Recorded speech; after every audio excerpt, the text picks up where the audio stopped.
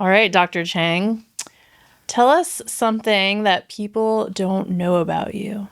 Well, there's a lot of things people don't know about me, but things that I've done are always interesting as a plastic surgeon or somebody in medicine. So I always tell a lot of patients that I have done GLP-1s. Okay. So I've done the weight loss thing, and it's been awesome. It's so cool.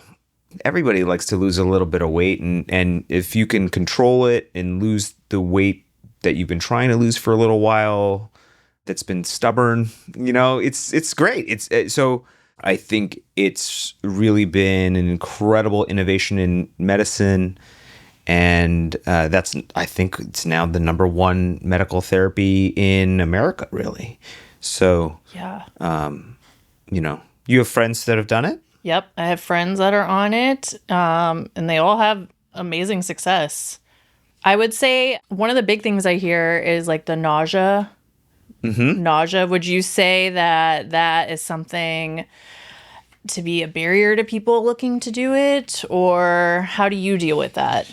So I started out, and I remember the first or second dose, immediately I felt the effects. So even with a microdose, it was just sort of like I had just had Thanksgiving dinner when I have a meal, and you just cannot put anything more down. You're like, I am full, and I don't really want to see any more food or try to force anything down, because if I do, I would feel nauseous or just it's just gross feeling, Yeah. But that's with like half of a plate. Like normally I would finish the whole plate, or if there was, some extra, whatever side dish that you really wanted, those extra fries or those extra More mashed potatoes. Yeah, exactly. Yeah. Going by Thanksgiving, right? So extra cranberry sauce, something like that, right?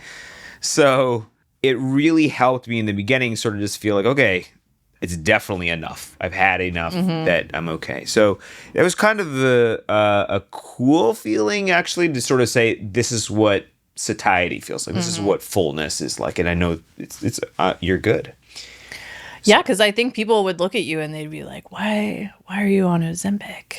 Right. Like you're not morbidly obese. I think people, especially when it first came out, people were like, oh, like really, really overweight people that don't necessarily want to have like a gastric sleeve or something would turn to it. But I think it's interesting to know that people like you are taking it just, curb the appetite and like lose those like last couple pounds, or just don't snack all day or something like that. Right. I think that you can use any medication or abuse a medication. And so if you try to have a realistic goal, have a healthy relationship with food and your weight, everybody in America could say, oh, if I could just kick that last 5 pounds, that last 10 pounds, it's reasonable. Right. It's reasonable. So you just have to recognize, what is realistic, and stay healthy, of course, and do it under the guidance of a physician, provider, and PA, somebody who really going to help you achieve your goals and keep you out of trouble. So, but it's really been awesome. I'm not continuing to lose weight, but I am pretty stable, and I do really like it. And many of, people I work with, of course, in the office, patients, friends have been on it, and it's really great. And going back to the side effects question of nausea, I would say that the second generation, the Manjaro and tirzepatide variant, is a little bit less. Interesting. Bit less side effects, I think it's all anecdotal.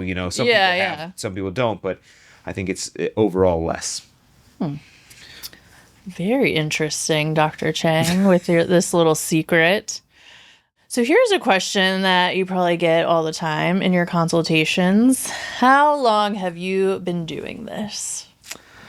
So I've been doing the Ozempic thing. I remember it was April. It's right before Easter. It must have been 23. So before I met you. So that's why I've only known Ozempic, Dr. You're so Chang. Skinny and svelte. I got to come work with you. Yes, that was why. That must have been then. Because I remember seeing actually some news. I remember seeing a news story in the doctor's lounge at Alexandria or Mount Vernon Hospital about Ozempic, thinking, oh yeah, I'm going to try that. So yes, I've been doing it for a couple of years. I lost a lot of weight initially. By a lot, I mean like 15 pounds, 10 pounds, 15 pounds, something like that. And then I've been pretty significant. Pretty steady state. Yeah. I mean, at my heaviest, I was like 185 or 190. And at my, average was somewhere in like, the 180s or 175, something like that. And at the lowest, I was in maybe the mid 160s, like 165, which I hadn't been since I was in high school. Yeah. So I was like, whoa. And so that part was really, it's really good. So I think that, right now I'm somewhere in the middle. I don't try to lose more weight. I'm not trying to increase the dosing or anything like that. But the clothes fit a little bit better. You feel a little bit more in shape, and you don't feel as self-conscious, I guess, about being heavier than you feel you should be. So, as I said, everybody wishes they could lose a couple pounds. That's awesome.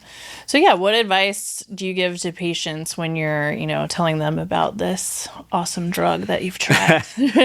So I tell patients, one, it's not a miracle. You're not going to just lose weight without trying. You have to have a very conscious plan of, okay, I'm going to try to be good, eat healthy food, make sure you're taking in enough calories and protein and having somewhat of a nutritious diet. Mm-hmm. You can't just take this and eat candy bars and be like, I'm going to lose weight. It's just not, you have to be smart. Yeah.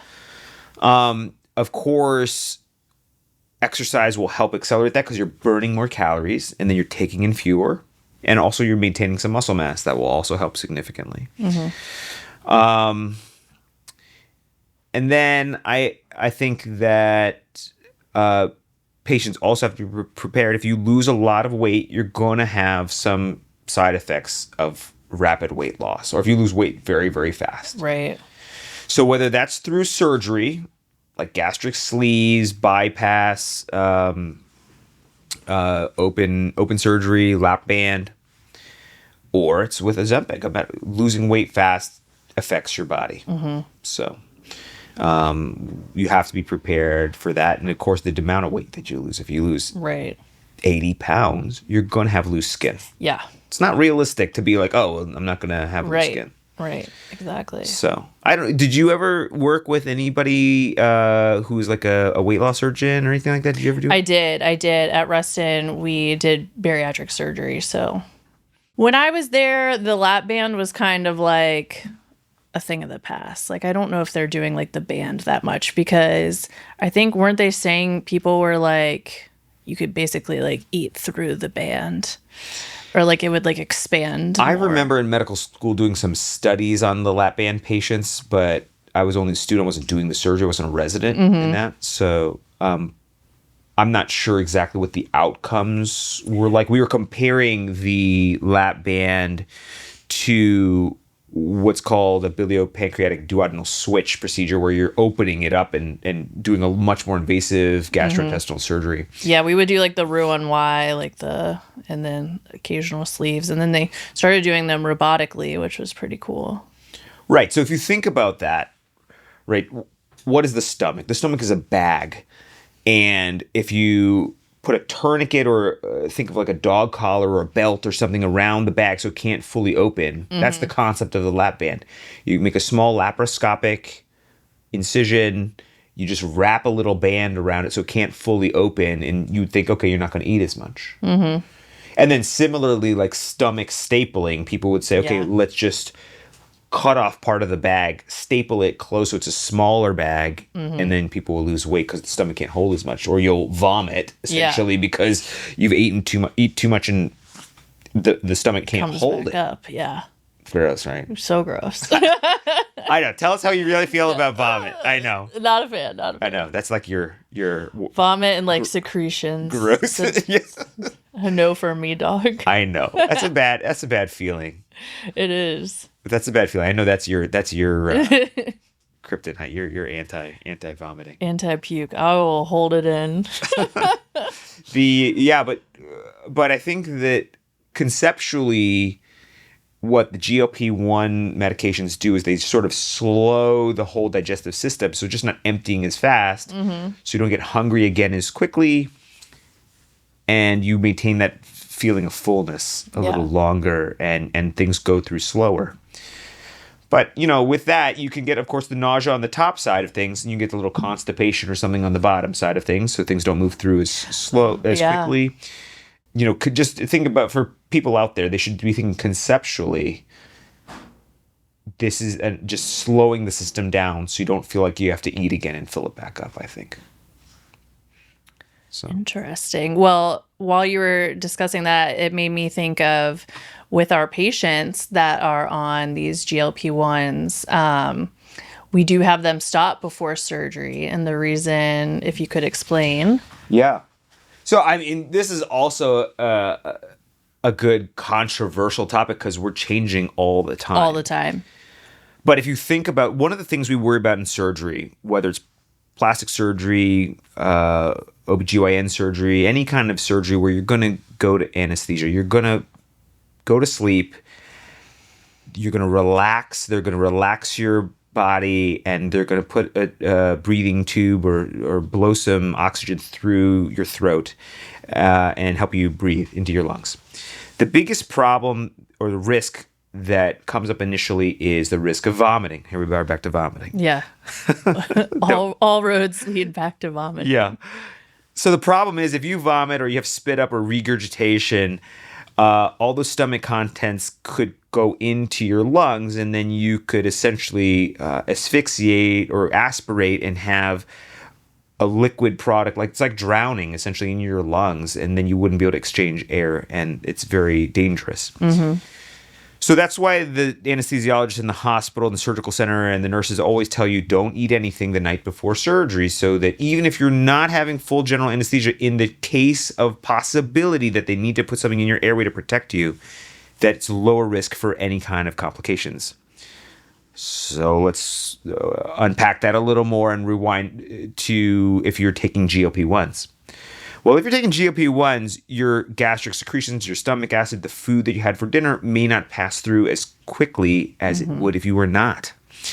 And so if it's sitting there all night and you normally would have cleared that out in 8 hours, but you're taking the GLP-1s and it doesn't clear out for 12 hours or 16 hours, there still may be stomach secretions or even food products that are prone to potentially being vomited. So that's why it's really important that we follow guidelines as to how to keep your stomach as empty as possible so that it's safe to have surgery.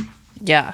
And also why it's so important for, patients to be honest about everything that they're taking. So just because it's a secret from your friends, you should share it with your healthcare providers. That goes for everything. Yes. I mean, the number of things that we see on the preoperative clearances that I'm like, wait, they never told me about that. Yeah. Or various sort of secrets that the patients didn't say, well, I also have this, or I also take this medication or supplement.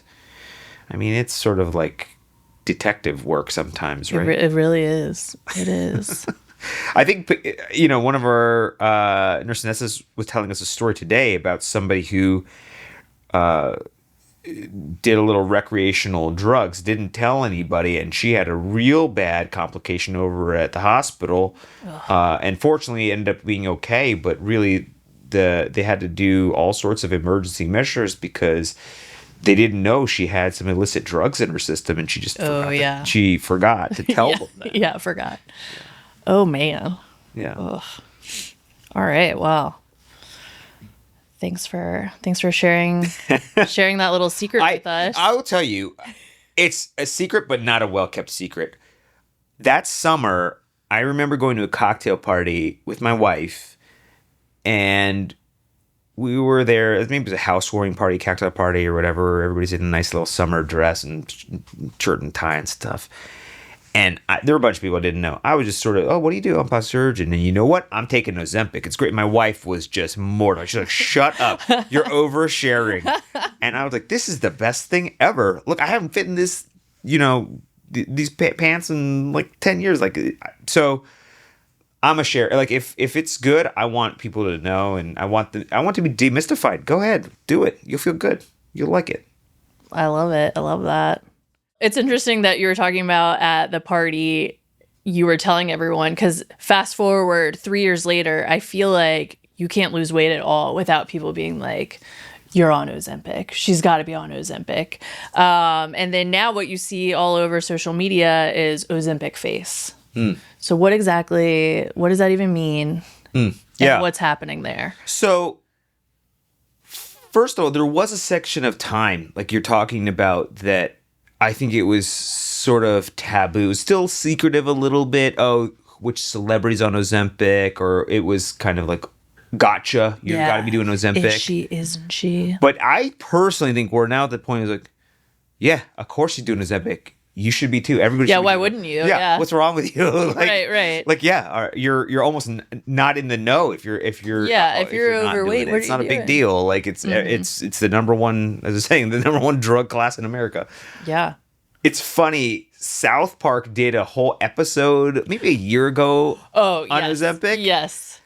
And it was amazing because it's sort of like culture changing. Like, yeah, everybody is, there's some people that go to the gym, work out, keto diet, Atkins diet, carnivore diet. This is just an evolution of that, sort of. It is kind of crazy. And in that South Park episode, they were calling the other drug Lizzo. Like, just be happy with the way you look. And then now Lizzo's like posting on social media. I don't know that she's on Ozempic, but she's like actively losing weight. No. Yes. So it's like, what? It went from like love your body to now it's like, well, time to slim down. Wait, there's going to be a skinny Lizzo? She's definitely skinnier. But how can you be skinny? That's like her whole identity, like big girl. But she also got canceled, so maybe she's like trying to change her whole image.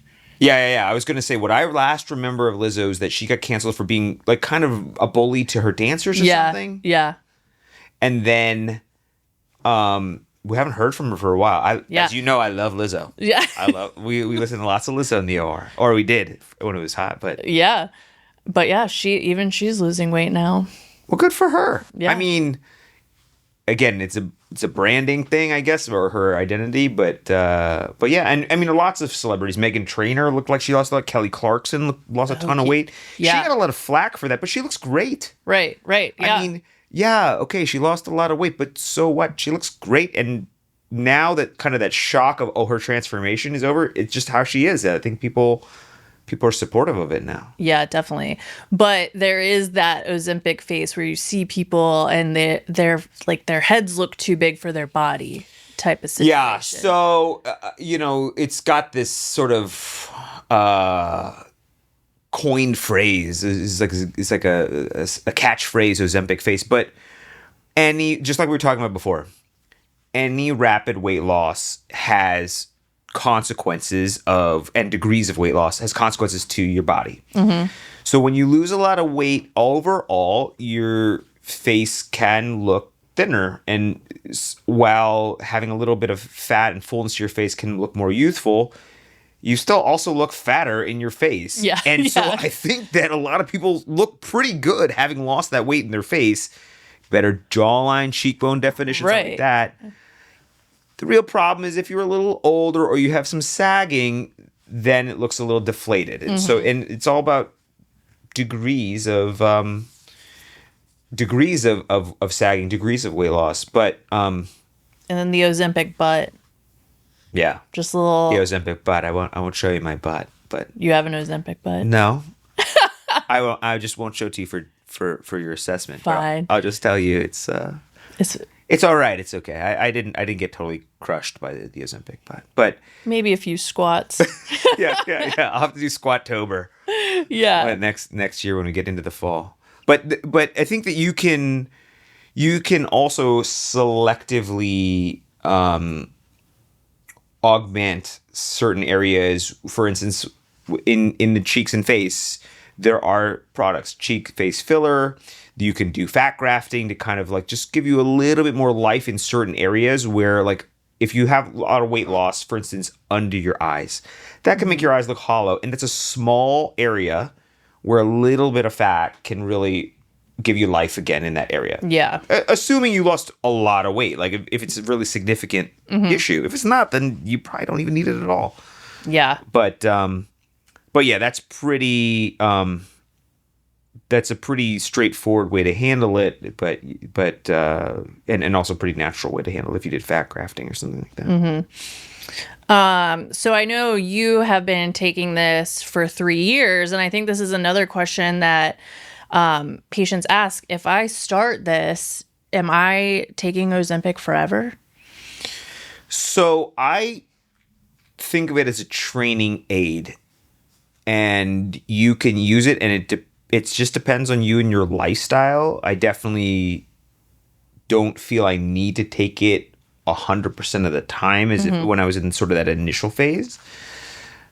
But that being said, if I take it through the holidays or something like that, I don't gain weight when I normally would be going out to dinner every couple times a week, or going to parties, or eating stuff like pie and cake and high calorie foods. It's just a little bit easier for me to manage those ebbs and flows of my own metabolism and weight. Yeah. And so this is a good training aid for discipline and portion control and things like that. And so it just really depends. If you use it as a training aid, or you use it to kind of stabilize yourself, it's really good. And then some people do like to use it because they like it. I mean, they like it and continue to do it. But do you have to? Absolutely not. All right. So obviously we love our Reddit, TikTok. We love seeing what's going on there. So I saw this headline on Reddit, and then let me just show you. Our dear friend Oprah here. This Reddit is: Oprah Winfrey says she will have to be on GLP-1s for life after trying to beat the medication by stopping for 12 months and gaining back 20 pounds. What do you think about this? Oprah's a crazy situation, because she was denying taking this stuff for a really long time. And Oprah has always talked about weight loss for, I don't know, it's like between her interview TV show and I feel like Oprah was her always like up and down. Oprah. She was like Weight Watchers girl back in the day, I feel like. Yeah. So as I described, I had a maximum amount of weight I lost, and then I settled back somewhere in between. And I think that's a very common journey. You're not going to be at the extremes of the highest weight and the lowest weight. You're going to settle out somewhere in between. The studies that I saw originally, now these are older studies because there's so much more data that's come out, but patients a year or two after stopping gained some percentage back, depending on what type of medicine. So the semaglutides, they gained back, X percentage, and and then the tirzepatide, they gained back a lower percentage.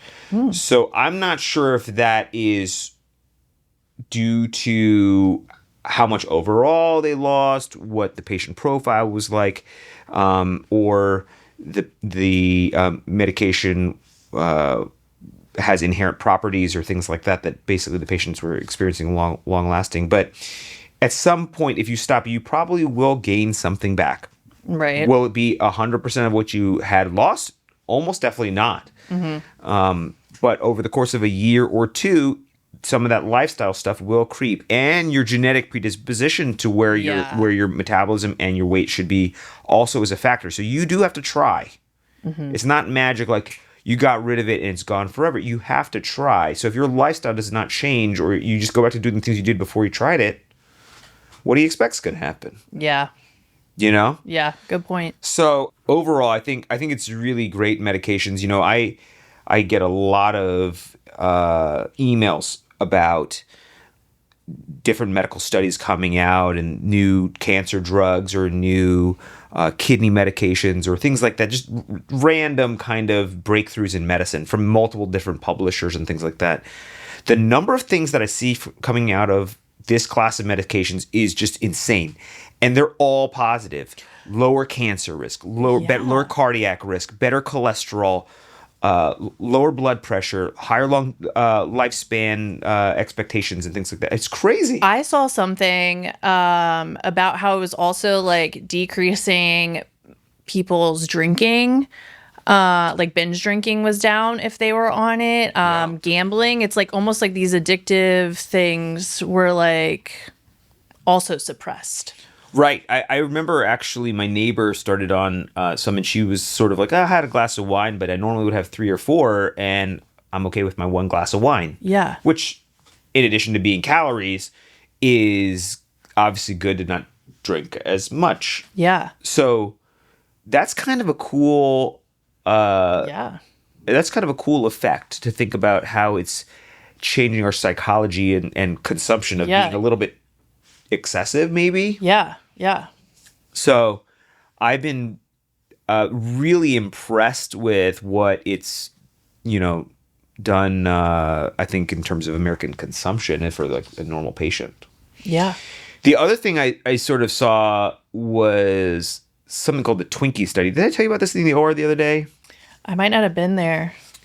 There was is probably on TikTok or Instagram or something. I'm always like, I read an article. A guy who was referencing a study about somebody who had basically been eating Twinkies and Ho-Hos and junk food essentially, but lowered the total calorie intake. And essentially they lost weight. Their cholesterol went down. Their triglycerides and saturated fats went down, even though they're eating these horrible foods. And so it was an argument about clean eating versus calories. Yeah, just smaller portions. And if we could just consume a little bit less or the appropriate amount of calories, it really improves your health. That's crazy. Yeah, I mean, you're eating processed sugars. Twinkies. Everybody's like, oh, you got to eat clean, got natural, like farm-to-table stuff or like organic stuff. But really, he's like, that's overcomplicating it. Like let's make this, this eat less. Simple. And that's what these medications do, eat less. Well, that also, on the flip side, reminds me of Tracy Morgan, who said he out-ate Ozempic. Yeah. So what do you think about that? Does he just need a higher dose? I mean, to be honest with you, I'm an Ozempic pro now. I could out eat Ozempic now. My body could beat it if it wants to, but I don't want to, and so I can also not eat and not be like ravenous. Like I know people that you are still like, have to be conscious. I know people that basically essentially get hangry. They're like, I gotta eat something. It's been, and you know me, I can do a 10-hour surgery.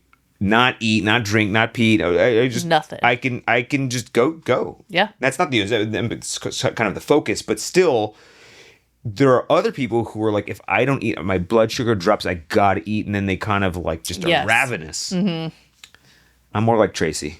Yeah, I do think that is interesting though. Like even just being in the OR for years, you just get used to going a long period of time without being able to eat or drink.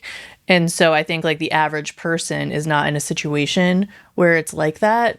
So they've never had to like experience like trying to eat less in that manner. So perhaps these GLP-1s can kind of train their body in a different way. Well, you're super good about that. Like you are really good about, it's not like eating anything when you're at the table is kind of bad for me because you're like just like, okay, I pass all like my food to you. Like a small portion. But I'm kind of like the Twinkie guy. I love McDonald's. I'll indulge in bad foods, but I'm not eating like tons of it. It's like I get my little McDouble. That's like the French way, like of eating like the super buttery and savory foods that are kind of like intense, but a small amount. Yeah. But getting back to the operating room, I think that's one of the things that is particularly in the hospital or in residency or when you're training and you're working hours and something can't be interrupted. You may go a long time and then just have a moment to eat and then you eat very quickly or eat whatever's available or you can eat something bad or late at night before you're going to crash and go to sleep. So I think we develop really bad nutritional habits sometimes during that period of our lives in our careers. For sure. I mean, you see... They're always like, don't eat standing up. And you're just like standing up, just like shoving food in your mouth. You're like, I have 2 minutes to eat as much as I can. Yeah. I mean, do you ever meet any cardiac surgeons who had big beer bellies or like look? I mean, these are guys doing cardiac bypass in the middle of the night, you know. Yeah, you're like, how? You're standing for hours. Yeah. I mean, you're dealing with patients with heart attacks and cholesterol plaques and all this other stuff. And they are not healthy. Yeah. Exactly. Yeah. So I think that's kind of a job hazard, but you know, hopefully some sort of appetite control as well as lifestyle changes make it easier for those types of situations. Yeah, and like you mentioned, it's definitely like we're seeing the culture swing, you know, where it's thin is in again. So. Well, it's acceptable. Mm-hmm. And going back to the Ozempic butt thing, I mean, a lot of people are making their butts smaller now. Like the BBLs are out. BBLs are out. Like no one's doing it anymore. Yeah, people are talking about getting their BBLs reversed. I don't know about that. Maybe not a good idea. I can't imagine what the butts look like when you start lipoing out a prior BBL. But I have always wondered. I've never seen that. Yeah, you never know whether these things just get a little bit of like social media amplifying, but I haven't seen it really. But yeah. I don't want to be doing it either. No. I agree with you on that. Thanks for listening to Secret Services, the podcast where we see everything and say nothing, except right here. I'm Dr. Christopher Chang, double board certified plastic surgeon located in Tysons, Virginia. Follow us on TikTok at Congressional P Surgery or on Instagram at Congressional Plastic Surgery. To send us a classified message or to hear more episodes, go to secretservicespodcast.com. Links to everything we talked about on today's show are available in the show notes. Oops, patient's here. We gotta go.